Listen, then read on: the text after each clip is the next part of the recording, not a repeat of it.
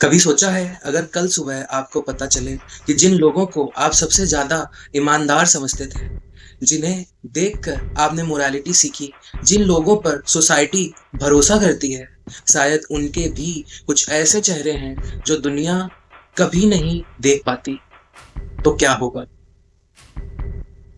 क्या आपका इंसानियत पर से भरोसा उड़ जाएगा? या फिर आप ये समझ पाएँगे कि इंसान कभी सिर्फ़ गुड या सिर्फ़ इविल नहीं होता, बल्कि दोनों का एक अजीब-सा मिक्सचर होता है। आज हम जिस दुनिया में रहते हैं, वहाँ अक्सर हमें ऐसी खबरें सुनने को मिलती हैं जो सिर्फ़ एक क्राइम की स्टोरी नहीं होती, बल्कि हमारे ट्रस्ट को चैलेंज करती हैं। कभी कोई ऐसा व्यक्ति जिसे लोग बहुत धार्मिक समझते हैं, उसके बारे में कुछ और ही सच सामने आ जाता है। कभी कोई ऐसी जगह है जिसे लोग पवित्र मानते हैं, कि इंसानी लालच का शिकार बन जाता है और तब सवाल सिर्फ इतना नहीं रहता कि किसने क्या किया। असली सवाल बन जाता है, क्या किसी पर पूरी तरह भरोसा किया जा सकता है? इसी साइकोलॉजिकल और फिलॉसफिकल क्राइसिस को नथानिएल हॉथॉर्न ने लगभग 200 साल पहले अपनी short story young Goodman brown में एक्सप्लोर किया था। ये सिर्फ एक हॉरर स्टोरी नहीं है, ये सिर्फ विचेस और डेविल की कहानी भी नहीं है, ये एक साइकोलॉजिकल जर्नी है, एक फिलॉसफिकल एक्सपेरिमेंट है और शायद ह्यूमन नेचर पर लिखी गई सबसे डिस्टर्बिंग स्टोरीज में से एक है।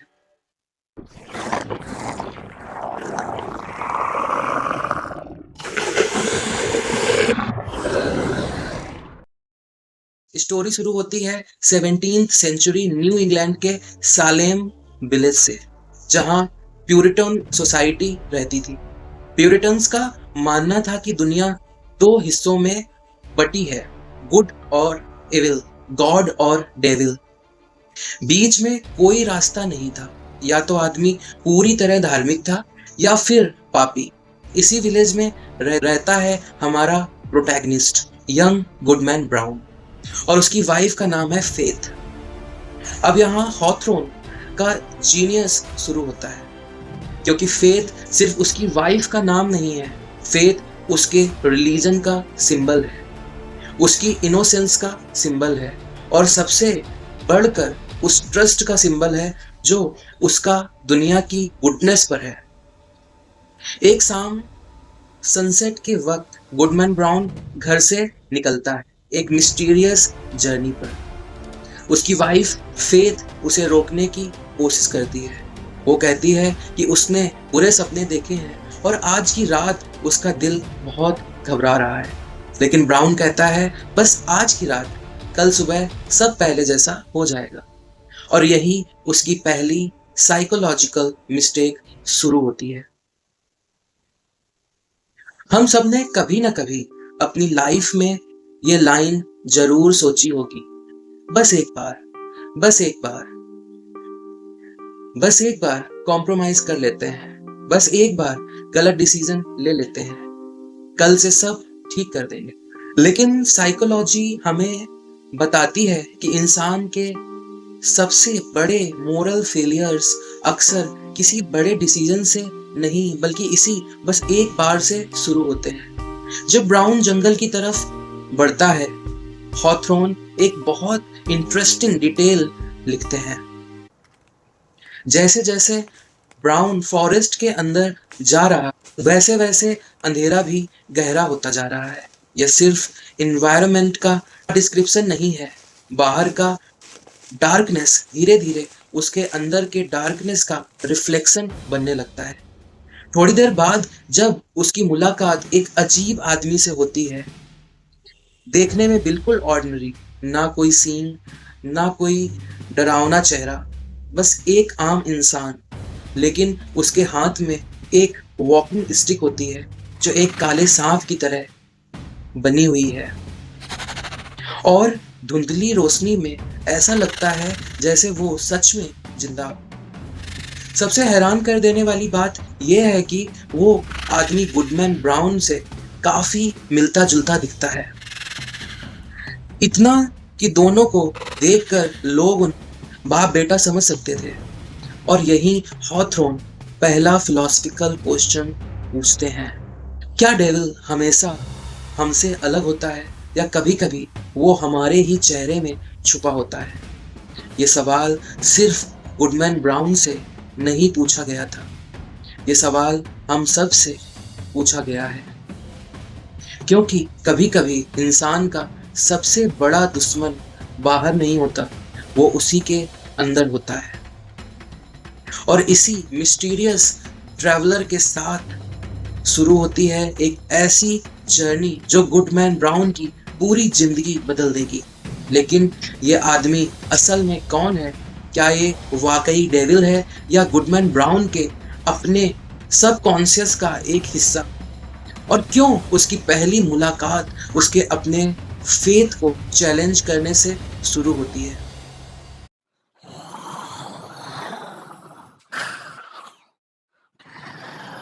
जब हम पार्ट 1 में गुडमैन ब्राउन को छोड़कर आए थे, तब उसकी मुलाकात एक मिस्टीरियस ट्रैवलर से हो चुकी थी। एक ऐसा आदमी जो देखने में उसी की तरह था, लेकिन उसके हाथ में था एक सर्पेंट शेप्ड स्टाफ।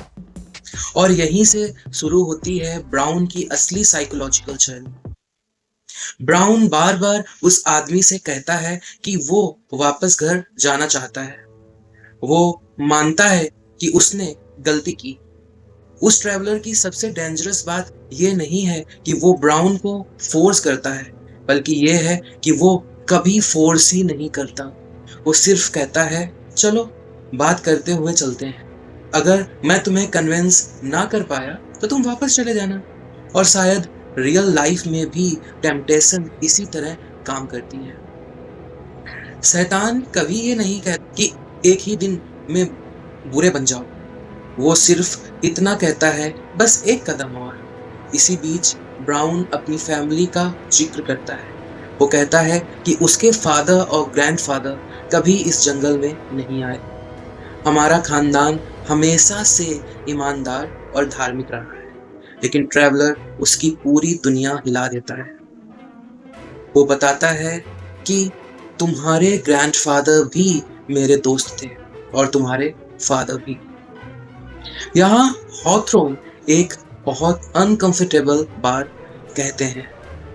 हम अक्सर अपने एंसेस्टर्स को, अपनी ट्रेडिशंस को, अपनी कम्युनिटी को एक परफेक्ट इमेज के रूप में देखते हैं, लेकिन हिस्ट्री कभी भी इतनी सिंपल नहीं होती। हर जनरेशन के पास अपनी अचीवमेंट्स होती हैं और अपने सिंस भी। ब्राउन कभी भी ये सब मानने को तैयार नहीं है। उसे लगता है कि अगर कुछ लोग गलत भी निकले तो कम से कम गुडी क्लॉइजे जैसी धार्मिक औरत तो कभी ऐसी नहीं हो सकती। ये वही औरत है जिसने बचपन में ब्राउन को कैटेचिज्म यानी क्रिश्चियनिटी के बेसिक लेसन सिखाए थे। लेकिन जंगल में वही गुडी क्लॉइज उस मिस्टीरियस ट्रैवलर को देखकर कहती है, आप आ गए। और फिर दोनों की बातचीत से पता चलता है कि वो सीक्रेटली विचक्राफ्ट का हिस्सा है और किसी डार्क मीटिंग में जा रही है। सोचिए, जिस इंसान ने आपको मोरालिटी सिखाई हो, अगर वही उस मोरालिटी को तोड़ता हुआ मिल जाए तो क्या टूटेगा? सिर्फ उस इंसान की इमेज या मोरालिटी पर से भरोसा? ब्राउन के लिए ये सिर्फ एक शौक नहीं था, ये उसकी आइडेंटिटी का कोलैप्स था। फिर ब्राउन डिसाइड करता है कि बस अब और नहीं। वो कहता है, मैं यहीं रुकूंगा। चाहे गुडी क्लॉइस ने डेविल को चूज किया हो, इसका मतलब ये नहीं है कि मैं भी करूंगा। मैं अपनी फेथ के पास वापस जाऊं। ध्यान दीजिए, यहाँ फेथ का मतलब सिर्फ उसकी वाइफ नहीं है। वो अपनी वाइफ के पास भी लौटना चाहता है और अपनी फेथ, अपनी इनोसेंस और अपनी मोरल सर्टेनिटी के पास भी। ट्रैवलर मुस्कुराता है और बिना कुछ कहे चला जाता है। ब्राउन को लगता है कि उसने टेम्पटेशन को हरा दिया, लेकिन कहानी अभी शुरू हुई है। कुछ देर बाद ब्राउन जंगल में दो घोड़ों की आहट सुनता है। उसे दो आवाजें सुनाई देती, एक सालेम के मिनिस्टर की और दूसरी डेकन कोकिन की। वो दोनों उसी सीक्रेट मीटिंग की बात कर रहे होते हैं। ब्राउन का दिल फिर से टूटने लगता है। जो लोग उसके लिए रिलीजन के सबसे बड़े सिंबल्स थे, वो भी उसी डायरेक्शन में जा रहे हैं। और फिर ब्राउन आसमान की तरफ देखता है। उसे लगता है कि जब तक ऊपर हेवन है और नीचे उसकी फेथ उसका इंतजार कर रही है, तब तक वो डेविल के सामने कभी नहीं झुकेगा। लेकिन इसी वक्त एक काला बादल आसमान को ढक लेता है।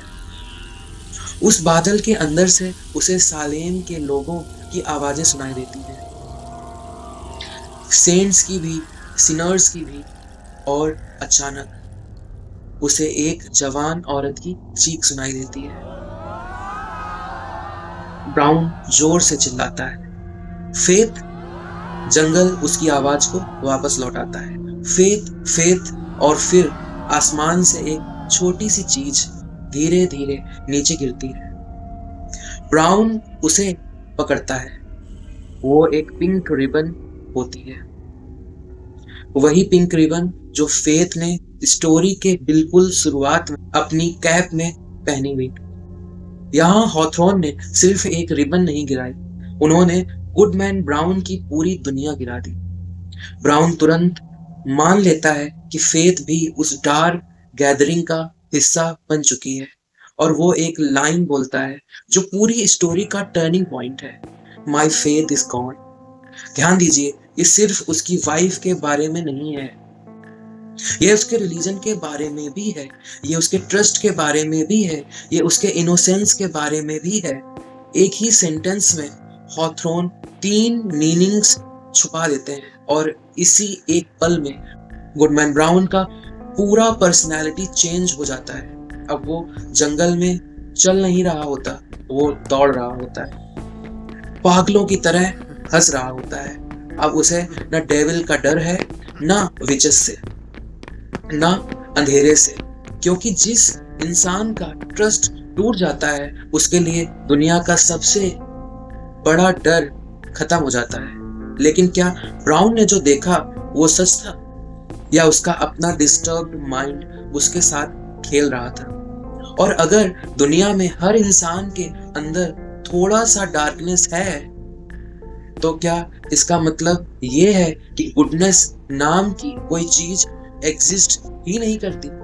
इसी सवाल का जवाब हमें मिलेगा पार्ट 3 में, जहां गुडमैन ब्राउन पहुंचता है उस डार्क सेरेमनी तक और सुनता है एक ऐसा सर्मन जो शायद लिटरेचर के हिस्ट्री का सबसे डिस्टर्बिंग सर्मन है।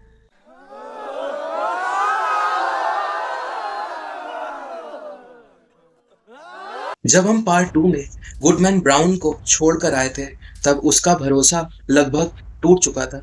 उसने अपनी वाइफ फेथ का पिंक रिबन जंगल में गिरते देखा और उसने तुरंत मान लिया कि अगर फेथ भी उस अंधेरे का हिस्सा बन गई है, तो इस दुनिया में अब कुछ भी पवित्र नहीं बचा।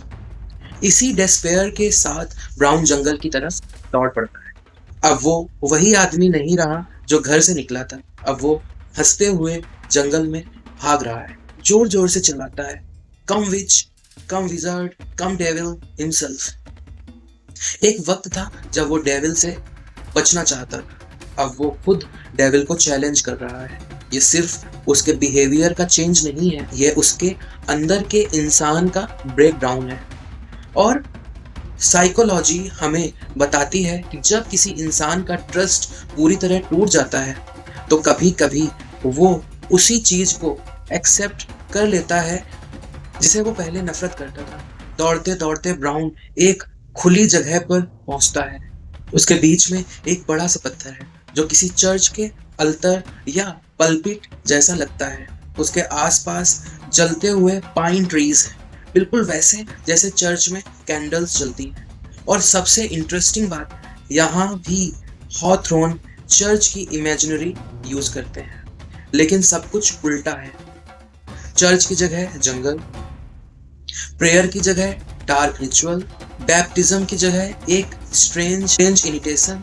ये सिर्फ डेविल की मीटिंग नहीं है, ये रिलीजन का मिरर इमेज है। ब्राउन धीरे धीरे उस भीड़ को देखता है और उसके पैरों तले जमीन खिसक जाती है। वहां सिर्फ क्रिमिनल्स नहीं है, वहां सिर्फ विचेस नहीं है, वहां मिनिस्टर्स हैं, डेकन्स हैं, गवर्नमेंट के लोग हैं, रिस्पेक्टेबल लेडीज हैं, यंग गर्ल्स हैं और उसके साथ साथ चोर भी हैं, पापी भी हैं, मर्डरर्स भी हैं। सब एक ही जगह खड़े हुए हैं। किसी को किसी से शर्म नहीं आ रही। हॉथरॉन हमसे पहला अनकंफर्टेबल क्वेश्चन पूछते हैं, क्या अच्छे लोग और बुरे लोग वाकई अलग अलग कैटेगरीज हैं या फिर हर इंसान के अंदर दोनों एक साथ रहते हैं? इसी बीच एक डार्क फिगर सामने आता है। ध्यान देने वाली बात यह है कि हॉथरॉन उसका डिस्क्रिप्शन भी बहुत इंटरेस्टिंग देते हैं। वो फिगर किसी मॉन्स्टर की तरह नहीं दिखता, बल्कि न्यू इंग्लैंड के किसी रिस्पेक्टेड मिनिस्टर जैसा दिखता है। जैसे हॉथरॉन कहना चाहते हो, इविल हमेशा डरावने चेहरे के साथ नहीं आता। कभी कभी वो रिस्पेक्टेबिलिटी का मास्क पहन कर भी आता है। फिर वो आवाज आती है, ब्रिंग फोर्थ द कन्वर्स, और गुडमैन ब्राउन को उस भीड़ के बीच ले जाया जाता है। उसके साथ एक और वेल्ड वुमन को भी लाया जाता है और जब उसका चेहरा सामने आता है, ब्राउन की सांसें रुक जाती। वो फेथ होती है। अब दोनों एक साथ उस अल्तार के सामने खड़े हैं। फिर शुरू होता है वो सर्मन, जो शायद लिटरेचर के हिस्ट्री का सबसे डिस्टर्बिंग सर्मन है।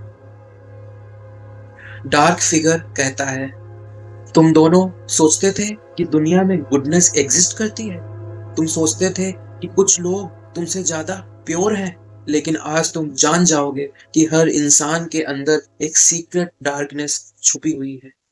Respectable elders, secret sins, pious women, hidden crimes, young people, read, सबके चेहरे अलग हैं, लेकिन वीकनेस एक ही है। यहाँ एक बात समझना बहुत जरूरी है। हॉथरॉन ये नहीं कह रहे कि हर इंसान क्रिमिनल है। वो यह भी नहीं कह रहे कि रिलीजन बेकार है। वो सिर्फ इतना कह रहे हैं, इंसान को सिर्फ उसके पब्लिक इमेज से जज मत करो, क्योंकि हर इंसान के अंदर एक प्राइवेट वर्ल्ड होता है जहां उसकी डिजायर्स, फियर्स, गिल्ट और टेम्पटेशंस रहती है। और शायद इसीलिए आज भी जब कभी किसी रिस्पेक्टेबल इंसान का दूसरा चेहरा सामने आता है, या जब कोई ऐसी जगह जिसे हम पवित्र समझते हैं इंसानी कमजोरियों का शिकार बन जाता है, तो हम सिर्फ उस इंसिडेंट से शॉक नहीं होते, हम अपनी पूरी अंडरस्टैंडिंग ऑफ ह्यूमैनिटी को क्वेश्चन करने लगते हैं। लेकिन यही गुडमैन ब्राउन और हॉथरॉन के बीच सबसे बड़ा डिफरेंस है। ब्राउन एक कंक्लूजन पर पहुंच जाता है। उसके लिए अगर कुछ लोग हिपोक्रेट निकले तो इसका मतलब है कि सब हिपोक्रेट हैं, और यही वो गलती करता है, क्योंकि फिलॉसफी हमें सिखाती है कि किसी एक सच को देख लेना, पूरी सच्चाई देख लेना नहीं होता। हर इंसान के अंदर डार्कनेस जरूर होती है, लेकिन उसके अंदर लाइट भी होती है। इंसान की ग्रेटनेस इस बात में नहीं है कि उसके अंदर टेम्पटेशंस नहीं आती। उसकी ग्रेटनेस इस बात में है कि टेम्पटेशंस के बावजूद वो किस डायरेक्शन को चूज करता है। और इसी वक्त जब डार्क फिगर उन दोनों के माथे पर अपना मार्क लगाने ही वाला होता है, गुडमैन ब्राउन अपनी जिंदगी का सबसे इंपॉर्टेंट सेंटेंस बोलता है, faith look up to heavens and resist the wicked one. लेकिन क्या फेथ ने उसकी बात सुनी? क्या वो सेरेमनी सच में हुई, या ये सब ब्राउन के डिस्टर्ब्ड माइंड का इल्यूजन था? और अगर ये सिर्फ एक ड्रीम था, तो फिर उस ड्रीम ने उसकी पूरी जिंदगी क्यों बदल दी? इन सब सवालों का जवाब मिलेगा सीरीज के फाइनल पार्ट में, जहां हम सिर्फ एंडिंग नहीं समझाएंगे, बल्कि जंग, निश्चय और एग्जिस्टेंशियल फिलॉसफी की मदद से समझाएंगे कि गुडमैन ब्राउन की असली ट्रेजेडी डेविल से मिलना नहीं थी, बल्कि इंसान पर से हमेशा के लिए भरोसा खो देना थी।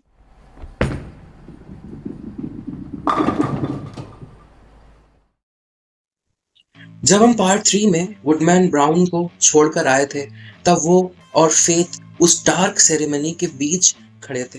एक तरफ पूरी कॉन्ग्रेगेशन, दूसरी तरफ वो मिस्टीरियस फिगर, और बस एक पल बाकी था जब उन दोनों के माथे पर उस डार्क बैप्टिज्म का निशान लगाया जाता। लेकिन उसी वक्त गुडमैन ब्राउन एक आखिरी बार चिल्लाता है, faith, look up to heaven and resist the wicked one.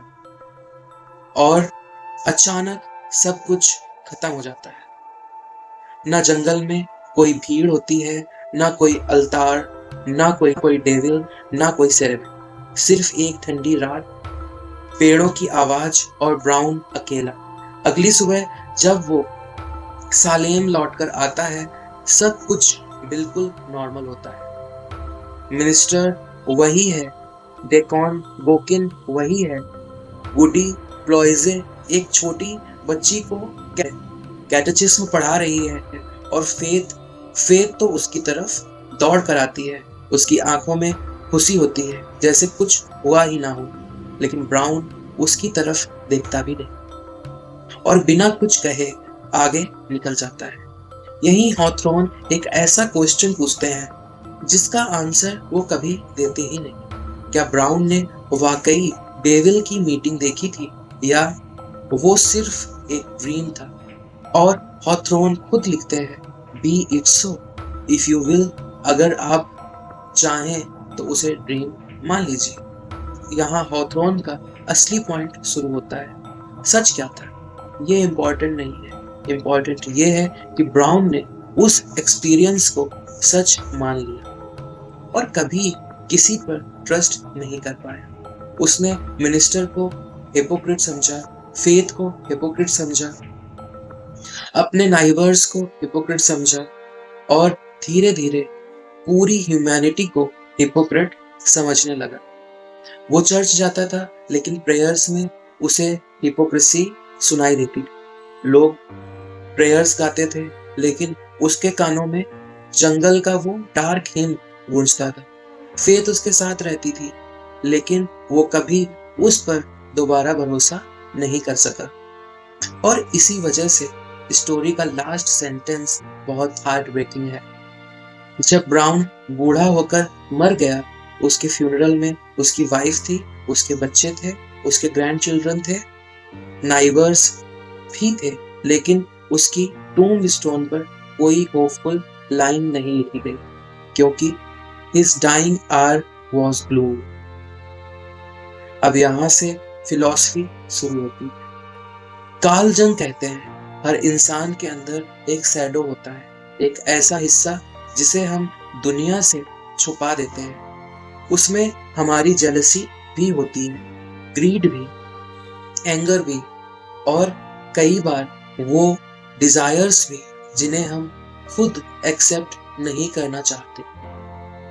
लेकिन जंग ये कभी नहीं कहते कि शैडो को देखकर इंसान से नफरत करनी चाहिए। वो कहते हैं, शैडो को पहचानो ताकि वो तुम्हें कंट्रोल ना करे। गुडमैन ब्राउन ने शैडो को देखा, लेकिन एक्सेप्ट नहीं किया। उसने सोचा, अगर डार्कनेस एग्जिस्ट करती है तो लाइट झूठ है, और यही उसकी सबसे बड़ी मिस्टेक। अगर किसी डॉक्टर ने क्राइम किया, इसका मतलब ये नहीं कि मेडिसिन बुरी है। अगर किसी जज ने करप्शन की, इसका मतलब जस्टिस खत्म नहीं हो जाता। अगर कोई धार्मिक दिखने वाला इंसान अपनी जिम्मेदारियां निभा ना सका, तो इसका मतलब स्पिरिचुअलिटी खत्म नहीं हो जाती। इंसान फेल हो सकता है, लेकिन वैल्यूज फेल नहीं होती। और शायद इसीलिए हॉथरॉन ने फेथ का नाम फेथ रखा था। ब्राउन ने अपनी वाइफ को नहीं खोया था, उसने अपना फेथ खोया था। और जब इंसान अपना फेथ खो देता है, तब उसके लिए हर चेहरा मास्क बन जाता है। हर मुस्कान एक्टिंग लगती है, हर अच्छा काम दिखावा लगता है और धीरे-धीरे वो दुनिया से पहले खुद से दूर हो जाता है। मुझे लगता है कि इसी वजह से यंग गुडमैन ब्राउन आज भी इतनी रेलेवेंट स्टोरी है, क्योंकि आज भी जब हम किसी रिस्पेक्टेबल इंसान की हिपोक्रेसी देखते हैं या किसी ऐसी जगह पर इंसानी कमजोरी देखते हैं जहां हम सिर्फ पवित्रता की उम्मीद करते हैं, तो दो रास्ते होते हैं। पहला, गुडमैन ब्राउन का हर इंसान पर शक करना, हर गुडनेस को झूठ मान लेना, और दूसरा ये मानना कि इंसान परफेक्ट नहीं होता। गुडनेस का मतलब कभी परफेक्शन नहीं था। गुडनेस का मतलब है अपनी डार्कनेस को पहचान कर भी हर रोज उसके खिलाफ एक चॉइस लेना। और शायद हॉथरॉन हमें इसी एक सेंटेंस में पूरी स्टोरी का लेसन दे देते हैं। The greatest victory of evil is not when it makes people commit sins. The greatest victory of evil is when it convinces a good person that goodness itself does not exist. और शायद Goodman brown की असली tragedy devil से मिलना नहीं थी। उसकी असली ट्रेजेडी ये थी कि वो दोबारा कभी फेथ तक लौट नहीं पाया।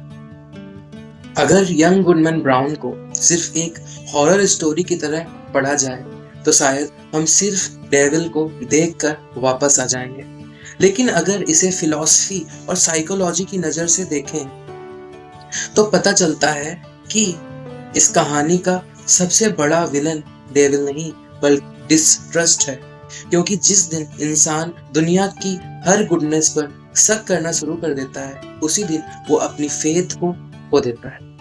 आपको क्या लगता है, क्या गुडमैन ब्राउन ने वाकई डेविल की मीटिंग देखी थी या वो सिर्फ उसके डिस्टर्ब्ड माइंड का एक नाइटमेयर? और सबसे बड़ा और सबसे इंपॉर्टेंट सवाल, क्या हर इंसान के अंदर डार्कनेस होती है?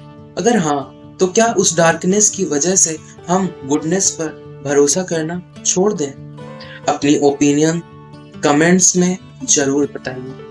अगर आपको लिटरेचर को सिर्फ पढ़ना नहीं समझना पसंद है, अगर आप स्टोरीज के पीछे छुपी फिलॉसफी, साइकोलॉजी और सिंबोलिज्म को एक्सप्लोर करना चाहते हैं तो चैनल को सब्सक्राइब कीजिए। मैं हूं आदर्श और मिलते हैं एक और टाइमलेस क्लासिक के साथ। Until then, keep reading, keep questioning and never stop looking beneath the surface.